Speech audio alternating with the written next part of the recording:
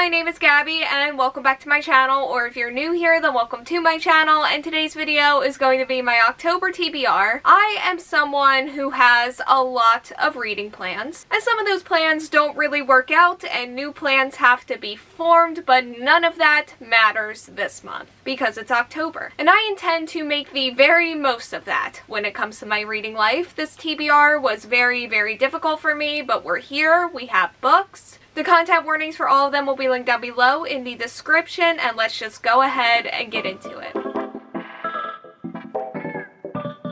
We are going to start this TBR off with Blood Like Fate by Liselle Sambury, which is the sequel to Blood Like Magic. Blood Like Magic follows our main character who is given a task to sacrifice her first love in order to save her family's magic during her calling, which is a trial that every witch must pass in order to obtain their powers. Blood Like Magic was a book that took me a really long time to read, despite the amount that I ended up enjoying it by the end, which is something that is concerning to me because I have a lot of books that I want to read this month, but hopefully this one doesn't take me as long. I have also hauled and really want to read this author's other book, but I figured I should probably finish this series off first because that feels more fair. And I have missed these characters, and I've missed like all of the witchy things that this series does because those were some of my favorite things about book one. I'm not entirely sure where this book is going to go, but that's also kind of nice at the same time because it makes me even more curious about it. Next up is going to be Foxtales by Tomihiko Morimi. This is a collection of spooky tales that all revolve around a shop in Kyoto. I don't think my love for the Tatami Galaxy or the Tatami Time Machine Blues has made it over here to this channel yet, so today's that day. And yeah, they're some of my favorite anime of all time, and they're pretty high up there, which ultimately ended up sending me down two different paths. One of them involves watching everything that I can from the director of the Tatami Galaxy, and that's been incredible. And the other path involves hauling the works of the person who wrote those stories. And it will also be my first read from this author, which I'm kind of nervous about because my expectations are clearly pretty high and there will be comparisons made in my brain no matter how hard I try not to. So I really hope this goes well. Next up is Gods of Jade and Shadow by Silvia Moreno Garcia. This takes place in the Jazz Age, and it follows our main character who longs for a life that she can call her own outside of her small town in southern Mexico. Her dreams seem far away until she opens a wooden box from her grandfather's room and accidentally frees the spirit of the Mayan god of death. He requests that she help him take back his throne from his brother in return for her dreams coming true, but failure could also mean her demise.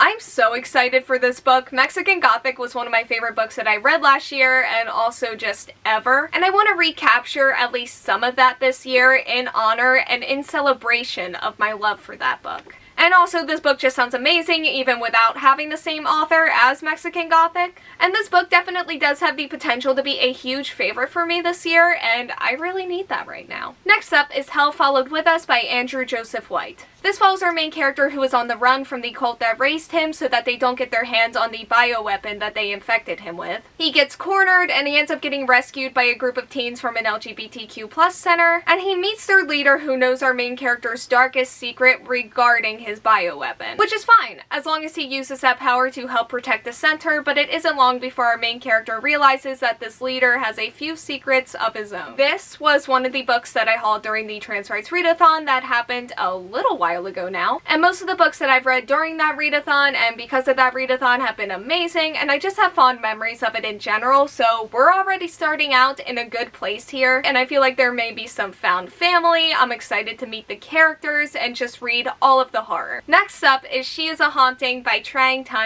This follows our main character who is visiting her estranged father in Vietnam in the French colonial house that he is restoring. Her goal is to pretend to fit in long enough that he gives her the money that she needs for college that he promised, but the house itself has other plans, and our main character must face the truth of who she is and who she has to become to save them all. This Poison Heart by Kaylnn Bayron was the book that really got me started on loving the whole spooky, mysterious house storyline, but Mexican Gothic was the one that really solidified it for me. And this book has that, which makes me really excited. It also just sounds really good. I did read some reviews about the writing style that didn't sound fun, but I still feel like I need to give this a chance based off off with the premise, and we'll see how it goes. Next up is The Last Tale of the Flower Bride by Roshani Chokshi. This follows a married couple where, in exchange for her love, the wife makes her husband promise that he will never pry into her past. But when they are forced to return to her childhood home, he finds that he cannot resist. I saw this described on Storygraph as a mix between Mexican Gothic and The Invisible Life of Addie LaRue. And again,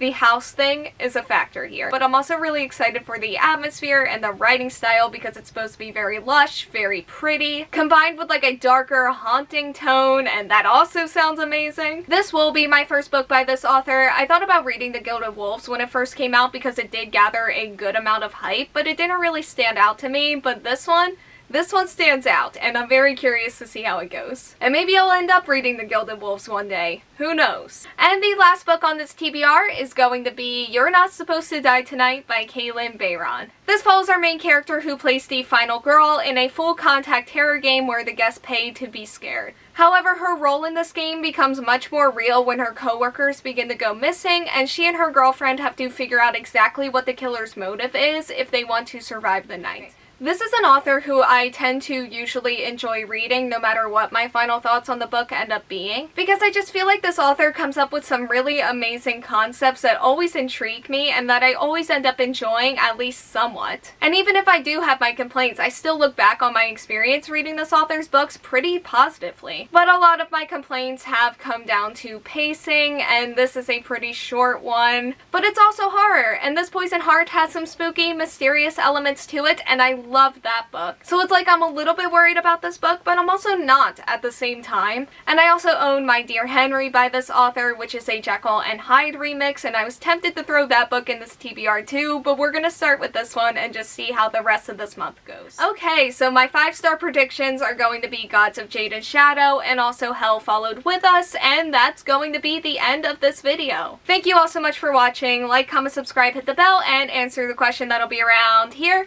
if you want to do that, and hopefully I will see you here next time. Bye.